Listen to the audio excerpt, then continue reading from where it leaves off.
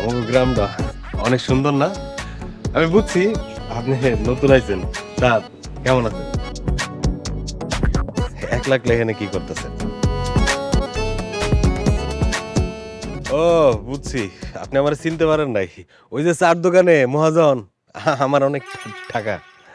ও, কেমন আছেন? জি, আমি ভালো আছি। কই যাইতেছো?